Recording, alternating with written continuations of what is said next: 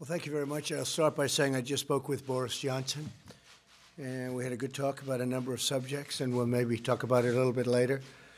But we had an extended conversation and some pretty good ideas, I think. They want to see if we could do a couple of things, and they'll be doing certain things for us. I want to also thank the Minneapolis Police Department. They have been so incredible what they've done. Tomorrow we have a tremendous amount of people plan to go. I know the requests have been incredible. So I think it's a great state, and we're going to have a lot of fun tomorrow night. I think a lot of you are going to be with us. And then on Friday night, we'll be going to Louisiana. And there's a big election on Saturday to see whether or not there's a runoff, most likely. And I think we'll do very well. The Republicans are doing very well despite the witch hunt that they have on Republicans. So I just want to thank everybody for being here, coming to the White House on this important occasion. In a few moments, I'll be signing 2 executive orders to expand our record-breaking regulatory reduction campaign that is helping to fuel our incredible economic boom. I guess the stock market's up close to 250 points today, and this is despite lots of trade deals that are getting done one by one. We did a deal with South Korea, big one, really big one, and we did one yesterday with Japan, and that now goes into effect, and it's tremendous for our farmers. As you know, we have China coming. They'll be coming tomorrow. We have the Vice Premier of China coming. So we have a lot of big things happening. We have some tremendous deals under negotiation. So despite all of that, we have a great economy and a great market. Our housing market's on fire, and things are really doing well. You look at Asia, they're not doing well. Look at China's having a hard time at this moment, and I think they'd like to make a deal very badly.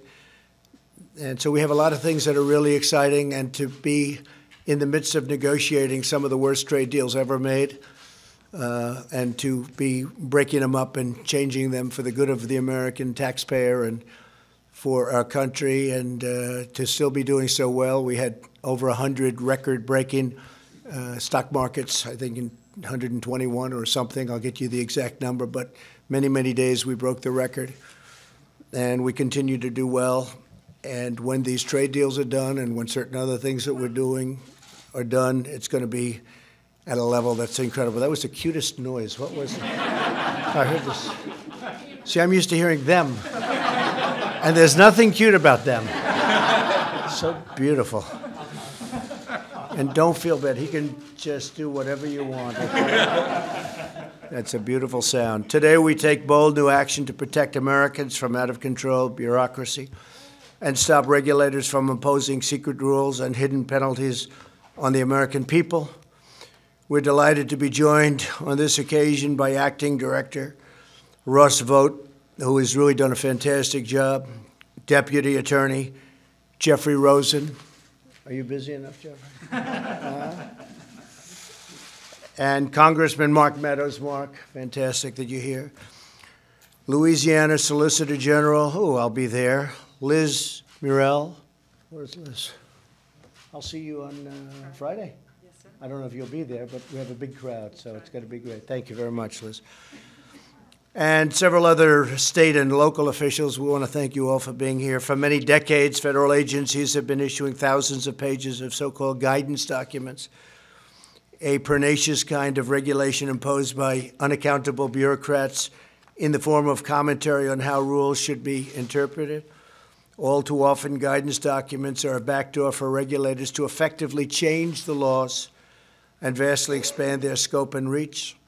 Guidance has frequently been used to subject U.S. citizens and businesses to arbitrary and sometimes abusive enforcement actions. It sounds like they're talking about me. I think they're talking about me.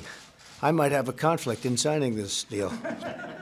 Because of these materials and the fact that these materials are too often hidden and hard to find, many Americans learn of the rules only when federal agents come knocking on the door. This regulatory overreach gravely undermines our constitutional system of government. Unelected, unaccountable bureaucrats must not be able to operate outside of the democratic system of government. Wow. Imposing their own private agenda on our citizens. A permanent federal bureaucracy cannot become a fourth branch of government, unanswerable to American voters. In America, the people must always reign. With us today is Andy Johnson from Wyoming, great place, whose family is one of many that suffered from the absurd redefinitions and interpretations of federal bureaucrats. And Andy is here to say a few words. I'd like to hear that, Andy, because I think you might be speaking about me or to me. Thank you very much. Where's Andy? Come on up here with that beautiful baby. Beautiful. That's great. Thank you, Andy. Right. Thank you. Thank you very much. Go ahead, please. Well, thank you for having me today, and my wife, Morgan, and my son, Roan. I work as a welder in Wyoming, and about 5 years ago, when I applied for a stock pond permit for my private property, I had no idea that the EPA would come knocking at my door and threaten me and my family civilly, criminally, and a fine of $37,500 per day. The fines were up to $16 million when Pacific Legal Foundation stepped in and sued the EPA on my behalf and my family. And at that point, the EPA changed their attitude. We were able to come to an agreement. We won our case, but unlike a lot of other middle-class Americans, that's not the case. We could have never fought. The litigation was way too expensive. So I'd just like to thank the President today for signing this executive order, which will hold the EPA and other government agencies more responsible for their actions. Thank you. That's fantastic. Thank you.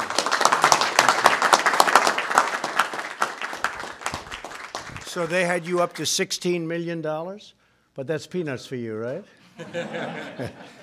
That's great. Glad it worked out, and it's working out even better.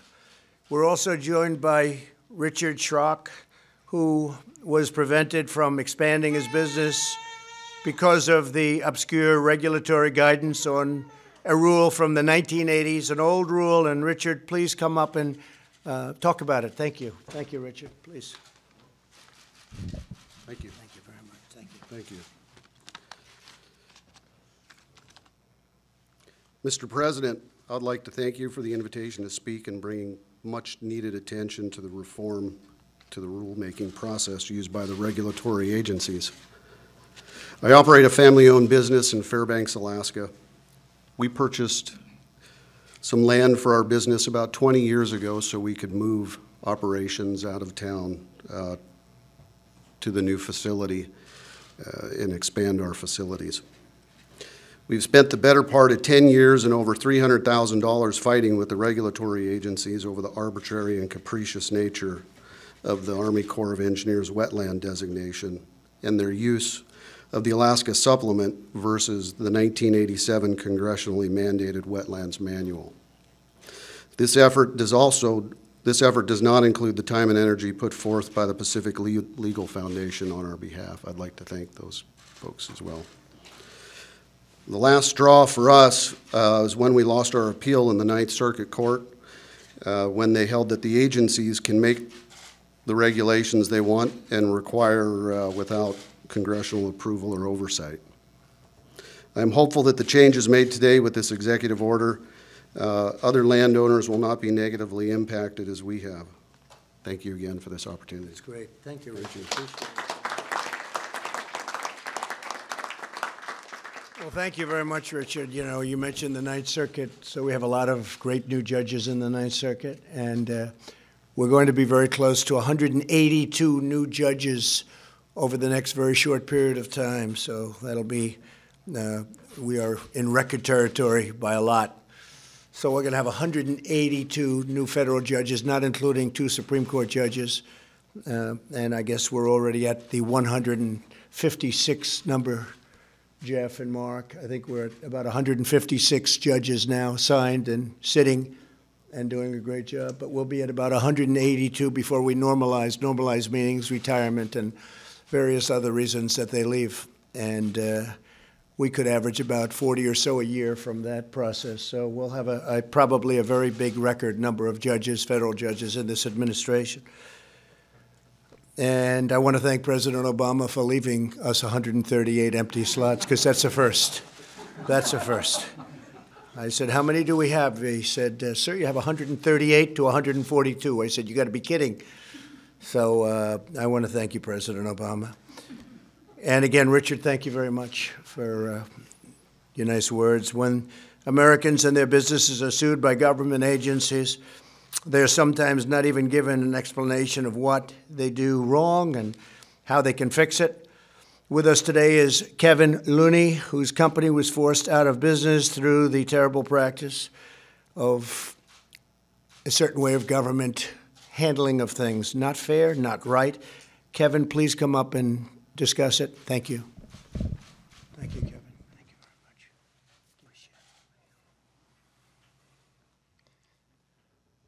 My name's Kevin Lenny. I'm a third-generation cattle rancher at the Point Reyes National Seashore in California.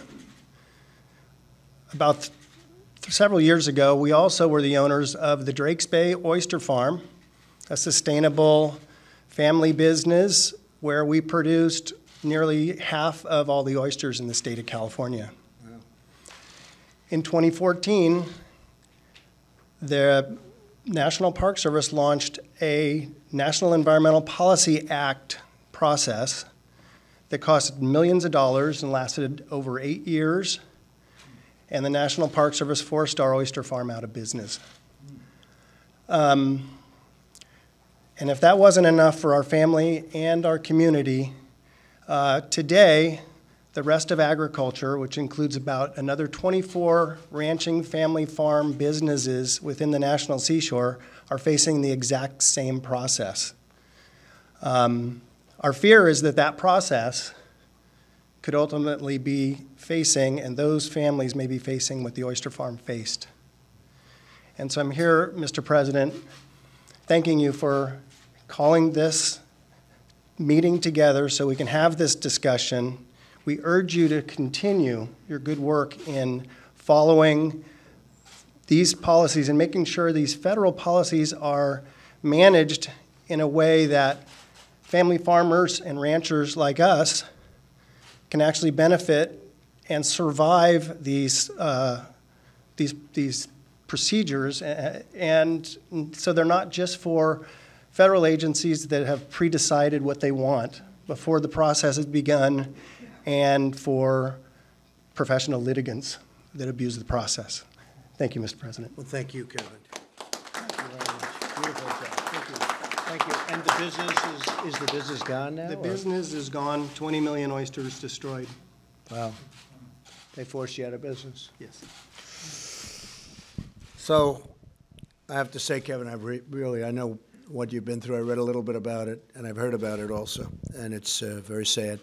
But we thank you both for being here very much. Really, thank you very much. No American should ever face such persecution from their own government, except perhaps your president. Don't feel bad, Kevin. They treated you better than they treat me. I do believe that's true. I do believe that's true, Meadows. Today I'm taking action to stop it. My first executive order will require agencies to publish guidance documents online so that small businesses and everyday citizens can easily find them. Agencies will have to seek public input on the most important guidance, and the whole process will be closely overseen by the White House. I'm going to have somebody right here in the White House looking at it, Kevin, so this doesn't happen to other people. You're very brave to be here. I really think it's incredible. I really mean it. Americans will no longer be subject to the rules of hidden games that are played on the public. The second order I will sign today will protect American citizens from secret interpretations of regulations, unexpected penalties, and violations of their rights. From now on, agencies will be required to inform individuals about any case against them and respond to their arguments. It will be the agency's duty to fully educate small businesses about new regulatory changes. Today's action is just the latest step in my administration's tireless fight to curtail job-killing, soul-crushing regulations. I want to thank Jeff for doing the great job. The Justice Department worked very hard with all of our people over here. They did a fantastic job, and I want to thank you very much, Jeff. We ended the war on American energy. We're canceling restrictions that devastated American auto workers. We're stopping regulations that micromanaged our great farmers. We're bringing major companies back to our country. They want to be here with a hot economy. We're the place they want to be. And we're reversing the last administration's ridiculous attack on, as an example, incandescent light bulbs. We're also working, as you know, cars are very expensive, far too expensive. And we're going to be able to bring the price of cars down about $3,500, and at the same time make the car a lot more affordable and a lot safer. So we're going to have affordability, safety, and we'll also be getting some of the old cars off the roads because people now have an incentive to buy a new car that's a lot less of a problem from an environmental standpoint. It's really an amazing thing. We're going against California.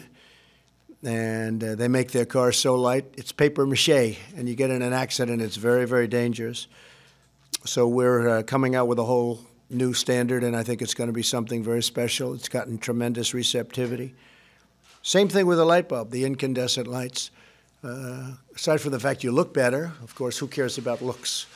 But you do look better with incandescent. They weren't allowed. And you have the privilege of buying now a much more expensive bulb under the past rules, much more expensive bulb that doesn't have a good looking light, but maybe very importantly, when the bulb is out and no good, it's literally considered a hazardous waste site because it's all the gases. And if it breaks, you're supposed to bring it to a certain location. And I say, who does that? Nobody. Nobody does. It's very dangerous. So we have we're allowing people to choose. They can buy a much less expensive bulb that looks better, or they can spend a lot more money on what they were doing, and that's fine too. They might like it. It might last longer, and that's okay. But it is still a hazardous situation when you have to dispose of these things, whereas in the old system you don't have. So we're bringing the incandescent bulb back. For those that want it, we're going to have both alternatives. We like to have alternatives. At the start of my presidency, I imposed a 2-for-1 rule on new regulations, requiring that for every new regulation, 2 old regulations must be eliminated. In the first 2 years of the Obama, Sleepy Joe Biden administration, the cost of regulatory compliance went up by $245 billion. Can you believe that? And in our administration, we've taken it down by more than that. So it's $245 billion up, and we've taken it down by much more than that. According to the Economic Council of Advisors, regulatory reductions will save the average American household over $3,000, think of this, every single year. Thanks to these regulation cuts, as well as our tax cuts and pro-American trade policies, our economy is stronger than it's ever been, stronger than ever before. And that's despite all of these negotiations that we're doing to really make us into something that we've never seen before, meaning fair trade deals. We've created 6.4 million new jobs. Just last month, unemployment reached the lowest rate in over 50 years. The African American, Hispanic American, Asian American unemployment rates have hit record lows. We have more people working in the United States today, almost 160 million people, than at any time in the history of our country. Wages are rising very fast, and twice as fast for low-income workers. The biggest beneficiary actually is the low-income worker. The wages are rising at a rate that we haven't seen in many, many decades. When I first started campaigning, many of you were with me, I used to talk about workers that would make more years ago, 21 years ago, than they made a few years ago, because now it's gone up a lot, but a few years ago, and that have 2 jobs and 3 jobs, and yet they did better 21 years before. With today's executive order, we continue this incredible economic success, and we defend American liberty for generations to come. I would like to now invite Acting Director of OMB, Russ Vought, to say a few words about the exciting news, and I want to thank Russ for doing an incredible job, and when Russ is finished, we're going to sign the executive orders. Thank you very much. Thanks. Thank you, Mr. President. As a result of your leadership, Today, we're making a major step forward in the effort to drain the swamp and to get our arms wrapped around the administrative state. We can't do that until we know all of the dark regulatory stealth regulation that is out there, and that's one of the reasons why we're asking all agencies to be putting on their website, on a searchable website, all of these regulations so that we can understand what it is, and anything that's not put up there is rescinded. Secondly, we want to make sure that the American people, families and small businesses, are no longer bullied by their federal government. We've all had to deal with the motor vehicle department down the street from us. Think about dealing with the federal government. It's an entirely different situation, and the people that are here today who have flown in on their own dime to be a part of this celebration can attest to that. We want to make sure that there are no stories ever again of people being bullied by their federal government. And so we're thrilled that you took this on, Mr. President, looking forward to these executive orders. Thank you. Thank you.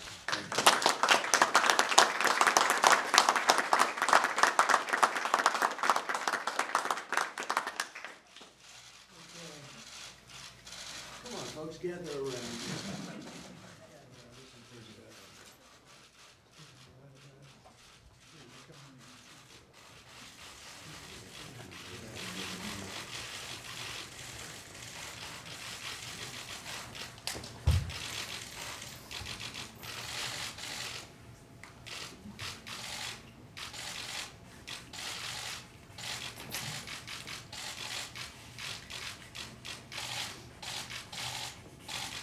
Where's Kevin? Right here. Come in, man.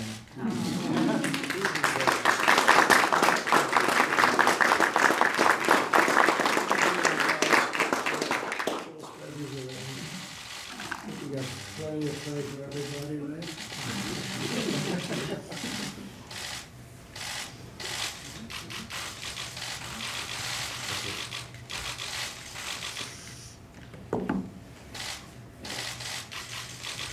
Okay. Thank you very much, everybody. Congratulations. Congratulations. Thank you.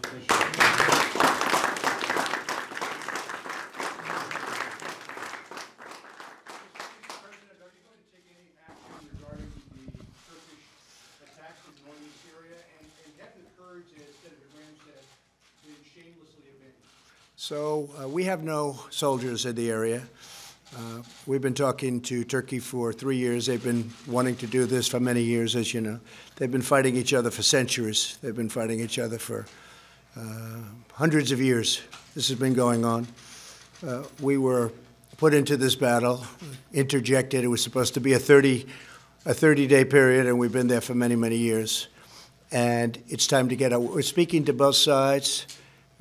We've told President Erdogan how we feel, but we are speaking to both sides, and we're seeing what can be made out of a situation. But we have no soldiers in the area. You know, we're getting out of the endless wars. We have to do it. And eventually somebody was going to have to make the decision. And frankly, we're getting a lot of praise from that decision. People are saying, gotta sometime bring our people back home. We're really serving, and we were serving as a police force. We had defeated ISIS. We defeated the caliphate 100%. Erdogan and the existing groups of people, including Kurds, but you have the PKK, which is a natural enemy with Turkey, and likewise and opposite. They've been fighting again for many, many years. Their bitter enemies have been always, probably, possibly, always will be. So we are out of there. We've been out of there for a while. No soldiers whatsoever. We are taking some of the most dangerous ISIS fighters out. We've taken them out, and we're putting them in different locations where it's secure. In addition, the Kurds are watching, and if the Kurds don't watch, then Turkey's going to watch, because they don't want those people out any more than we do. But we have taken a certain number of ISIS fighters that are particularly bad, and we've wanted to make sure that nothing happened with them with respect to getting out. And I think we're doing a great job. I think the people of this country, I campaigned on ending the endless wars. We're all over the world fighting wars. Half the places, nobody even knows what they're doing over there. And I feel that we are doing the right thing, and I think the country feels that too. We've had tremendous support outside of the Washington, Little Washington area, and even in Washington, people are saying you're doing the right thing. Has to be done, otherwise you're never going to do it. At the same time, we're dealing with both sides. We're going to see what we can do. In a statement this morning, you cautioned Erdogan. Since then, it appears as though there have been casualties on the Kurdish side. Are you concerned about escalation, and are you concerned that Erdogan will try to wipe out the Kurds? I will wipe out his economy if that happens. I've already done it once with Pastor Brunson. I'm sure that I hope that he will act rationally. But you do have to understand they've been fighting each other for many, many decades. Actually, for centuries, they've been fighting each other. And it was time for the Americans. We did a great job. We took care of ISIS. We captured 100%. You remember I was thinking, John, of leaving at 97 and 96%, and that last 3 or 4% was the hardest part. And they told me it would take a year to 2 years to do it, and I did it in a month. Remember that? I flew to Iraq, and I met with a lot of great generals there, great generals. They said, sir, we can do it in 2 weeks to a month. And we did it in 2 weeks to a month, and we took it. And in the meantime, we've been watching over a lot with the Kurds, watching over a lot of prisoners, some very bad people. A few in particular very bad, really bad. And some of those people we've already taken. We've taken them out. They should go back, by the way. They should go back to Europe. Many of them came from Europe, but they should go back to Germany, to France, I spoke with Boris Johnson, a couple to UK, some to UK actually, but they came from various parts of Europe. They didn't come from our country, and we did them a big favor, and we said to France, we said to Germany, we said to various countries in Europe, we'd like you to take your people back. Well, we don't want them, we don't want them. How about you taking them? I said, we don't want them either. Nobody wants them. They're bad, but somebody has to watch over them. I said, look, we did you a big favor. You take your people back. You take them back. They're citizens in many cases of those countries, of France, Germany. They didn't want to take them back. I gave them one chance. I gave them another chance. I gave them a third chance, and I even gave them a fourth chance. They didn't want to take them back. Not that I blame them too much. They're used to this with the United States, taking advantage of the United States, whether it's on trade or NATO. They take advantage of the United States. But we think that maybe the Kurds will do a job, and if not the Kurds, we think Turkey will do a job. But we have thousands of people, thousands. I don't know if you know that. We have thousands of captured fighters and thousands and tens of thousands of family members. And we did a big favor to a lot of countries, and those countries didn't want to take them back. So that's the way it goes. Steve? Some of these ISIS fighters escape and pose a threat elsewhere. Well, they're going to be escaping to Europe. That's where they want to go. They want to go back to their homes, but Europe didn't want them from us. We could have given it to them. They could have had trials. They could have done whatever they wanted. But as usual, it's not reciprocal. You know my favorite word, reciprocal. That's all I want. I don't want an edge. I just want reciprocal. And it's not reciprocal, Steve. It's not a fair deal for the United States.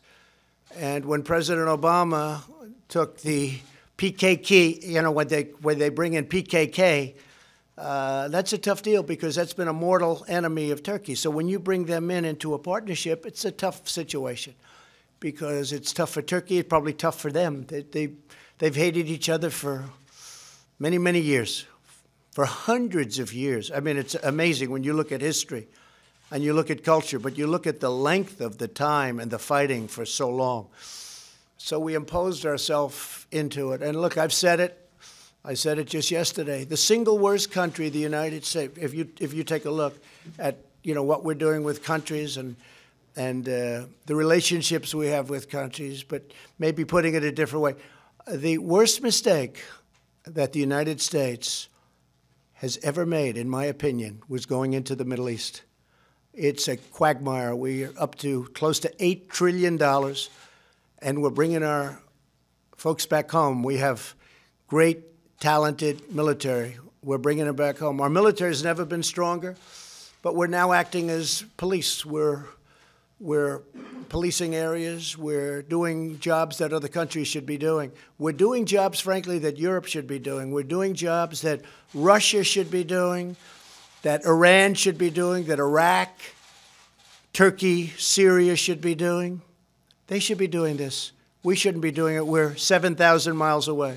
Lindsey Graham is talking about imposing economic sanctions on Turkey over this incursion into Syria. What do you think about that? Well, I think it's okay. I've already told that to President Erdogan. Far more than sanctions. I'll do far more than sanctions. Lindsey, and I'd feel differently. I think Lindsey would like to stay there for the next 200 years and maybe add a couple of 100,000 people every place. But I disagree with Lindsey on that. But I will tell you that I do agree on sanctions, but I actually think much tougher than sanctions if he doesn't do it in as humane a way as possible. But I've gotten him to stop for virtually from the first day that I was in office. But they've wanted to fight, and that's the way it is, and they've done it for so long. Yes, go ahead, please. So what does this humane way as possible actually mean? Well, we're going to have to see. We're going to have to define that as we go along. They want to, if you listen to Erdogan, he wants to have people go back to where they came from, go back to Syria. Right now he's holding, in all fairness to him, he's holding millions of people. That would be all over the place if he wasn't holding them. So he wants to repatriate. He wants to have them go back into the area that he's looking at. But we'll see. We'll see how he does it. He can do it in a soft manner. He can do it in a very tough manner. And if he does it unfairly, he's going to pay a very big economic price. Mr. President, you said with the letter that you sent up to Nancy Pelosi Yeah. yesterday, you appeared to declare war on the impeachment inquiry. Can you tell us in your own words why you think it is incumbent upon the House to hold a full vote to authorize an inquiry? And if they were to hold a vote and it were to be positive, would you then cooperate with the inquiry? Well, let me just say that the Republican Party and President, but the Republican Party has been treated extremely badly by the Democrats, very unfairly. Because they have a tiny margin in the House, they have eviscerated the rules. They don't give us any fair play. It's the most unfair situation people have seen. No lawyers, you can't have lawyers, you can't speak, you can't do anything. You virtually can't do anything. And then on top of it, they have a guy named Schiff, and Nancy Pelosi knows all this because she's just as guilty as he is. But you have a man named Schiff, where I had a perfect phone call with the president of Ukraine. I mean, perfect.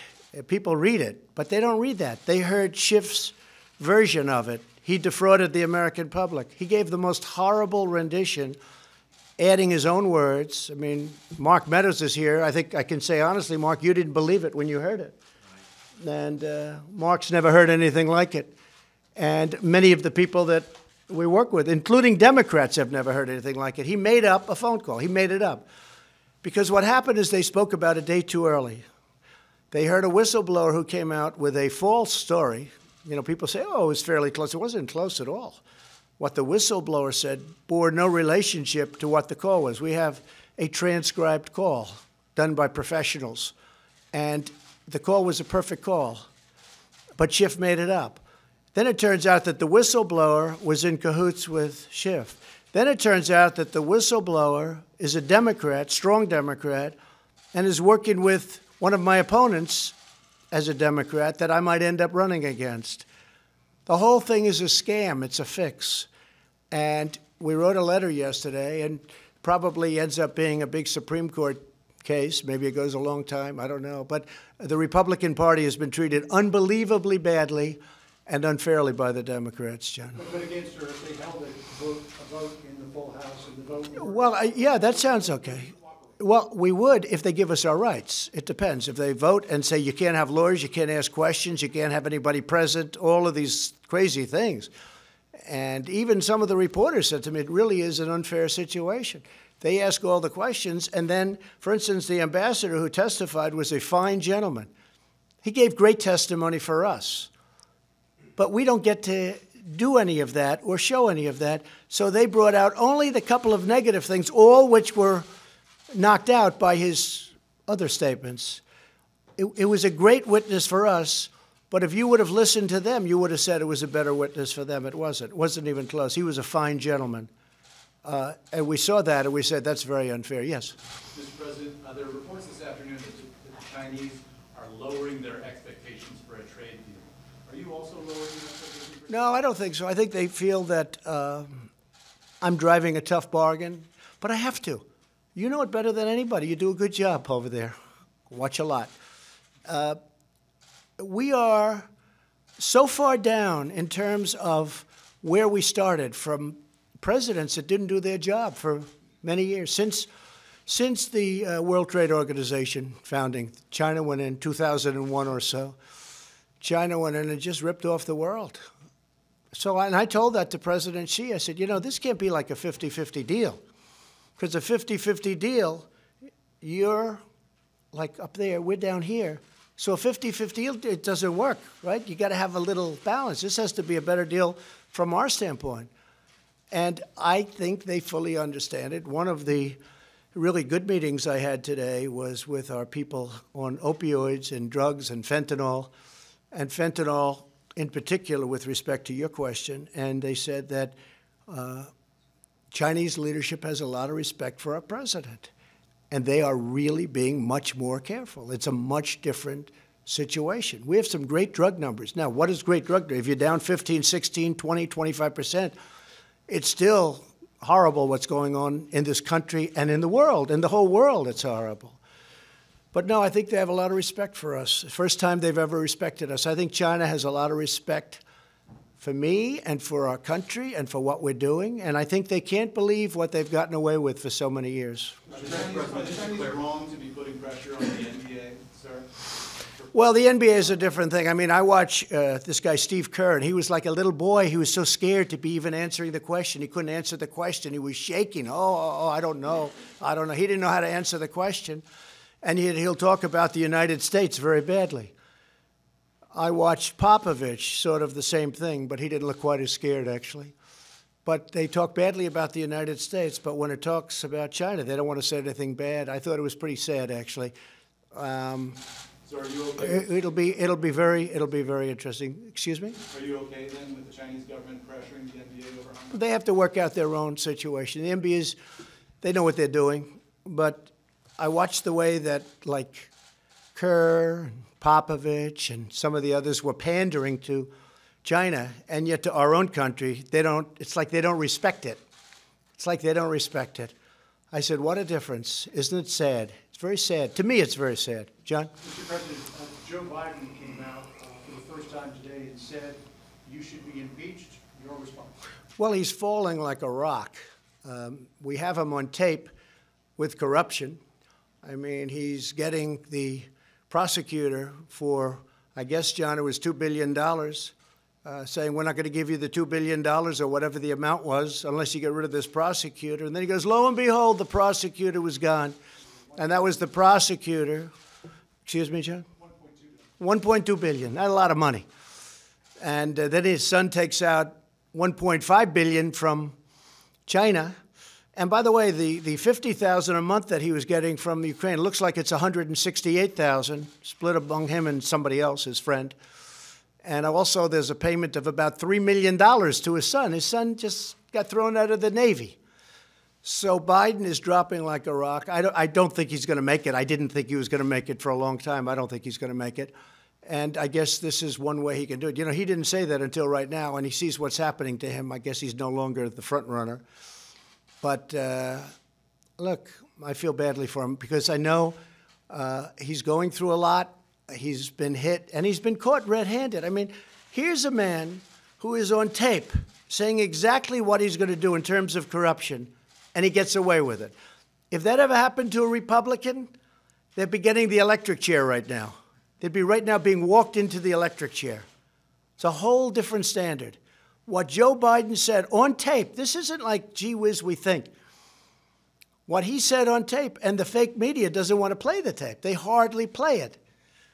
So I feel, you know, that it's too bad what's happened to him. He's sinking and his campaign's sinking. But he walked away with hundreds of, I mean, you look at the kind of numbers. His son, who is at best incompetent, got thrown out of the Navy. I don't even want to say why. A subject that we just discussed. I don't want to say why. But he gets thrown, and all of a sudden he's making a deal with Ukraine where they're getting $168,000 a month between the two of them.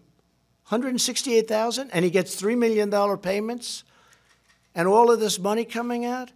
And the kid has no expertise in energy, and it's an energy company. He has no expertise. You and I both know much more than he does, John. And then you walk into China, and a couple of days later, 10 days later to be exact, he gets $1.5 billion out of China, and he's got no expertise. And I have friends that are the smartest people on Wall Street. I said, is that possible? They say, no, it's not possible. It's a pretty sad situation. Please. I just want to clarify something you said earlier. If Pelosi holds a vote on the floor on impeachment and commits to the rules of previous impeachment proceedings, you'll participate in that investigation? Yeah, if the rules are fair, because I don't know exactly your definition. If Republicans get a fair shake, because the Republicans have been, look, we were very nice to them. When Paul Ryan was the Speaker, he really wouldn't give subpoenas. And I'm not saying good, bad, or indifferent. Here's a man that knows it very well. They'd go in with all of the corruption that you've been reading about and all of the things that they did wrong with Comey and all of these people and all of the things they did wrong. When we wanted a subpoena, meaning they wanted a subpoena, it was very hard to get it, and I'm not sure he ever even issued a subpoena. And Nancy Pelosi issues subpoenas, come on in and get them, gives them to Nadler, gives them to Crooked Schiff. I mean, this Schiff is one crooked guy. The guy made up my phone call. Think of it. In the United States Congress, he made up my phone call. And I've had people that said, I didn't like the way you talked to the Ukrainian president. I said, did you read my speech? No, I heard Schiff, Shifty Schiff. I heard Schiff. I said, that's how I said. I said, well, let me see what he said. A lot of people saw that.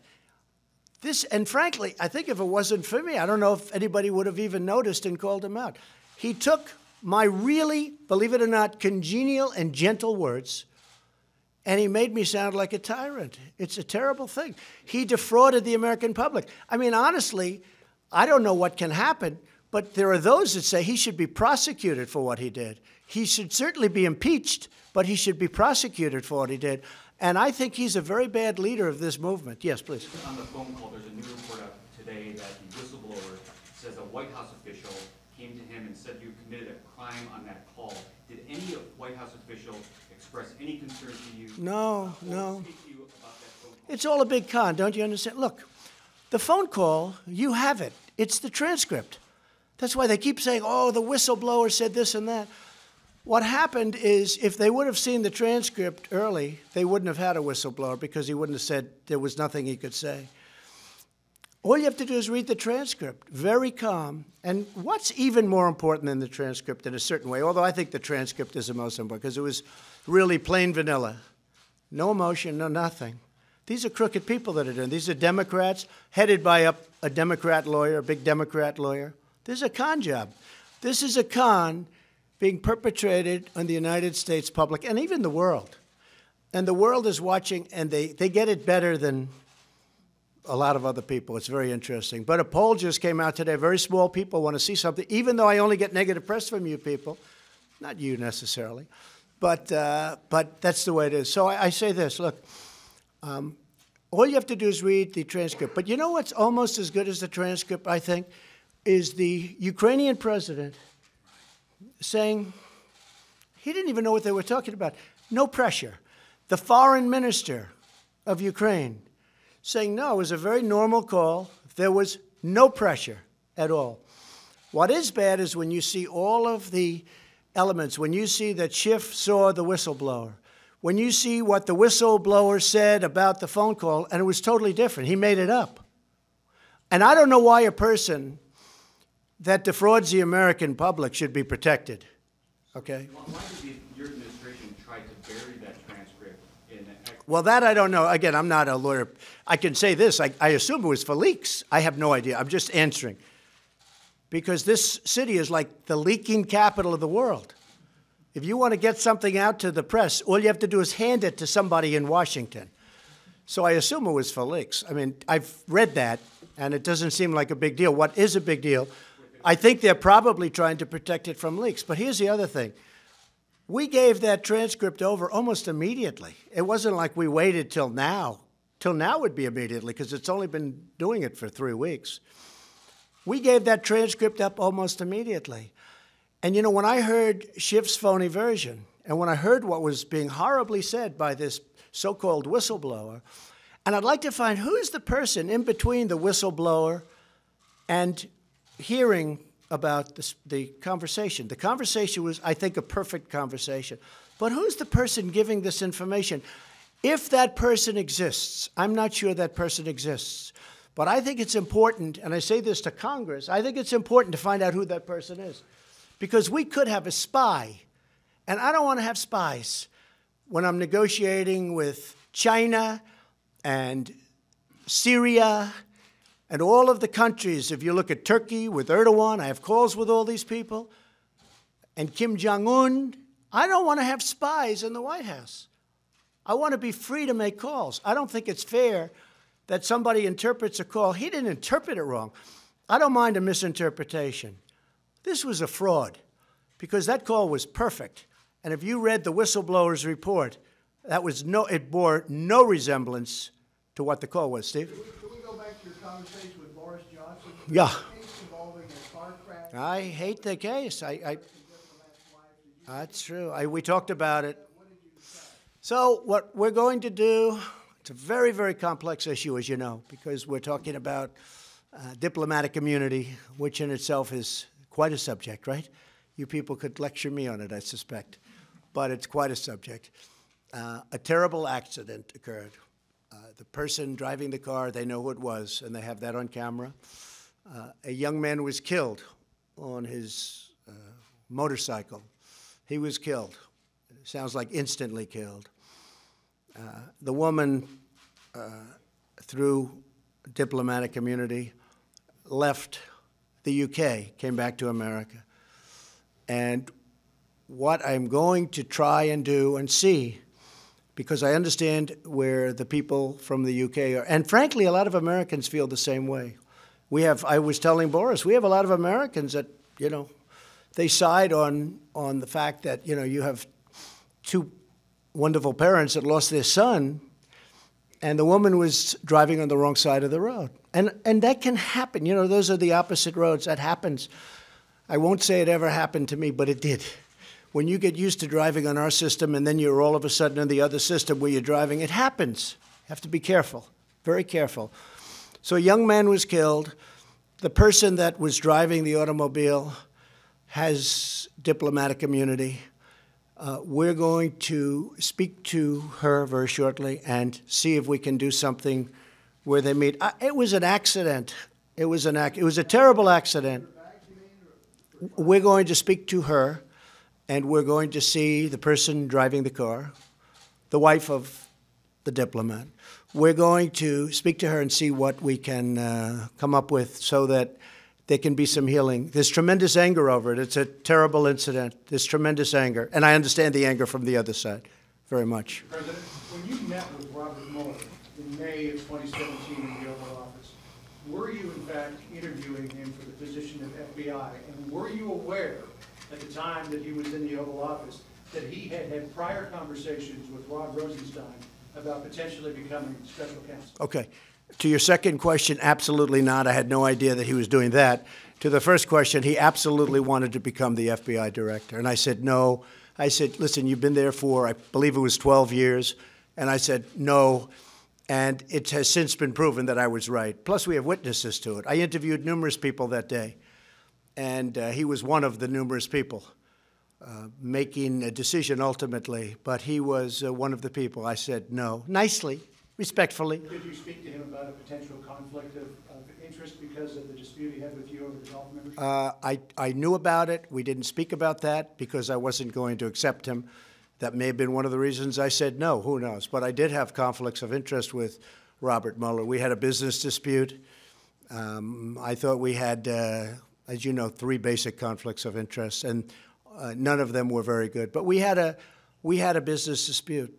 But I thought he was there for 12 years. That was long enough, especially when you saw what happened with the FBI. And you have to understand, nobody respects the FBI more than I do. And I think if you took a vote in the FBI, they'd vote me president right now. A vast, vast majority. And they're great people. I know a lot of them. But your leadership was terrible. Whether it was Comey or Mueller or anybody, I mean, this leadership turned out to be a disaster for this country. When you look at Strzok and Page, when you look at the insurance policy, you know, she's going to win, but just in case she doesn't, we have an insurance policy. Well, that only means one thing. There's no other interpretation. So when you look at that, no, Robert Mueller wanted a job to be the director, and I turned him very nicely, respectfully down. The other element of your question, I never heard that until just recently when it's being reported a little bit. Please, go ahead, Steve. China, are you optimistic that some sort of deal will be reached? Well, China wants to make a deal. In my opinion, China wants to make a deal more than I do. Okay? But look, I'm very happy right now. We're taking in billions of dollars of tariffs, and despite what the news was saying, there's no inflation. There's not a very big price increase, if any, because they've eaten the tariffs. They've devalued their currency, and they're pouring a lot of money into their system. Now, they've lost 3.5 million jobs, and their chain is breaking up. Their supply chain is breaking up like a broken egg. They want to make a deal. The question is, do I want to make a deal? And the answer would be, if we make the right deal, I'd love to do it. I think it would be a great thing for China also. But they seem to be reluctant to make concessions on IP and... Well, we'll see. I mean, you don't know that. Look, there's so many false reports. Everybody's trying to guess. But there's really only two people that matter on this one, and that's President Xi and myself. We get along very well. I can't imagine he likes me the way he did when I first became president because, you know, it's been a rough time for China. China's gone down many trillions of dollars, and we've gone up many trillions of dollars. I mean, since I've been elected, many, many, many trillions of dollars have been increased the value of, if you call it value, you could call it worth or value of our country. We've increased not just stock market, I'm talking our country. Our economy is bigger, it's stronger. And I believe if my opponent got in, you would have had a tremendous slide. And don't forget, I only look at our numbers from the day after the election because there was euphoria when I got elected. And we picked up a tremendous amount from, let's say, the 9th of November to January 20th when we had the inauguration. And it's been that way ever since. It's been a fantastic thing. But China wants to make a deal very badly. And if we can make a deal, we're going to make a deal. There's a really good chance. There's a really good chance, Steve. Have you spoken at all, Mr. President, to the Attorney General about the coming Horowitz Inspector General's report and or the Durham report? No, I really am leaving that to the Attorney General, highly respected man, very highly principled man. I did read the Comey report, 78 pages of total kill. And I think it says, frankly, a lot to the Attorney General that he decided not to prosecute on that report, because I think most people reading that report would have done that. That report was horrible for Comey, horrible. But he's a highly principled man, and I'm leaving it up to him. Mr. President, can you tell us what you said to President Erdogan on Sunday, what he said to you? Did you promise him anything, or did he promise you anything? No, we're talking about it. No, but he said, I want to go in, I want to go in. But he's been telling me that for 2.5 years. He's been telling that virtually. He's been saying this for many years before me. And, you know, he's ready to do it. They've been, again, fighting for so long. They've been fighting for so many. This is like Israel and the Palestinians, okay? There's only one difference. Maybe the hatred's even greater. Is that possible? Maybe not. But this is a very, very serious hatred that's come over many years. Yes, sir. Mr. President, Kurds helped the U.S. defeat ISIS, and by allowing this offensive, is it going to be more difficult in future times of need to develop alliances? No, it won't be. It won't be at all. Alliances are very easy. But, you know, our alliances have taken advantage of us. If you look at how much money we spend on NATO and how much money countries from Europe, who are really a much bigger beneficiary than we are, okay? You know, they're there and we're here. We're many miles away. Our alliances, in many cases, have taken tremendous advantage of us. If you look at NATO, I got them to pay $100 billion more. The Secretary General, Stoltenberg, came out with a report recently that because of President Trump, the other countries, 28 countries, so 27, not including us, They paid over $100 billion more because of me. But still, as good as that is, sounds good, it's nothing compared to the kind of numbers you're talking about. So I'm very happy with that. But the United States is paying over 4%, and Germany is paying 1%. Maybe a tiny bit more, but I actually think the way you calculate it, because you can look at it many ways, it's probably less than 1%. France is paying less than what they're supposed to. Out of the 28 countries, 20 of them are delinquent. You know what the delinquent means? That's an old real estate term. He's delinquent with his rent. They're delinquent with their payment. They owe us a tremendous amount of money, and they never pay us back. Because if Germany doesn't pay, they don't add that up. They just say, oh, that's okay. Then they don't pay again. If you go back that way, like the old-fashioned way, you don't pay and you owe it. But they don't pay, and they just go into the next year. They owe us hundreds and hundreds of billions of dollars. So, no, I don't look at it that way. Now, the Kurds are fighting for their land, just so you understand. They're fighting for their land. And as somebody wrote in a very, very powerful article today, they didn't help us in the Second World War. They didn't help us with Normandy, as an example. They mentioned names of different battles. They were there, but they're there to help us with their land, and that's a different thing. In addition to that, we have spent tremendous amounts of money on helping the Kurds in terms of ammunition, in terms of weapons, in terms of money, in terms of pay. With all of that being said, we like the Kurds. Now, you have different factions in there. Again, you have PKK, that's a different faction.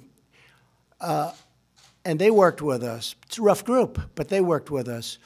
But we've spent a tremendous, and they're fighting for their land. So when you say they're fighting with us, yes, but they're fighting for their land. Now, if we go on the theory that some of the folks in Washington go by, who all do very well with the military-industrial complex. I mean, you know, the military-industrial complex, take a look at Dwight Eisenhower. He had it figured right many years ago. It's got tremendous power. They like fighting. They make a lot of money when they fight.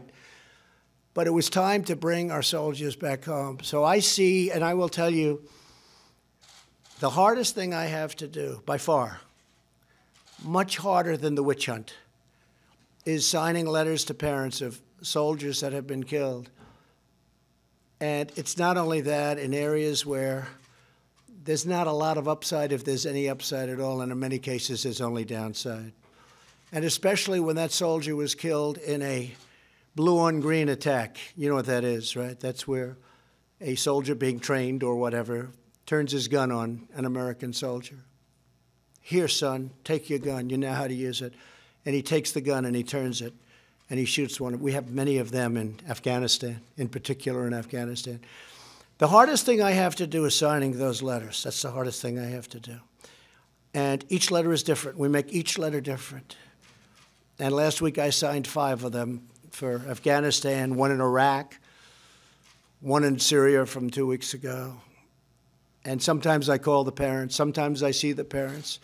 I go to Dover when I can, but it's so devastating for the parents that, you know, it's so devastating. When they bring that boy or young woman out of the back of those big, powerful planes in a coffin, and the parents are there.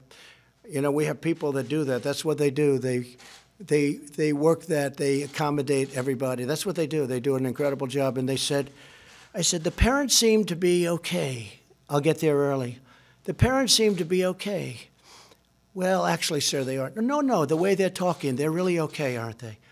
Sir, you never know until the back of that massive cargo plane opens up and they walk down holding a coffin with 4 or 5 great soldiers on each side of it, representing our various forces.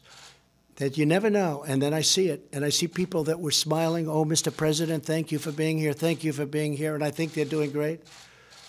And then 20 minutes later, we'll be outside when that big plane pulls up, and that door comes down, and they are walking the coffin with their boy inside this coffin with an American flag over the top, and they're walking that coffin down this ramp. And I've seen people that I thought were really incredible, the way they would I didn't even understand how they could take it so well. scream like I've never seen anything before. Sometimes they'll run to the coffin. They'll break through military barriers. They'll run to the coffin and jump on top of the coffin, crying, mothers and wives crying desperately. And this is on these endless wars that just never stop. And there's a time and there's a place, but it's time to stop. And just to finish, last Friday I went to Walter Reed, and I gave out 5 Purple Hearts to incredible young men, in this case, all men. And they took a beating. Beautiful people, they took a beating.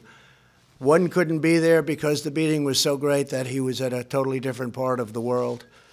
He lost a leg, he lost an arm. Ryan, he had tremendous damage, beyond even what these young folks went through.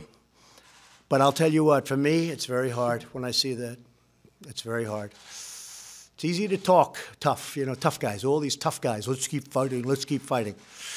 If they had to go to Walter Reed, where they do unbelievable work, I have to tell you, these doctors are unbelievable. You know, it's easy to say, oh, they're the best in the world. I've never seen anything like it. One young man last week had his nose rebuilt.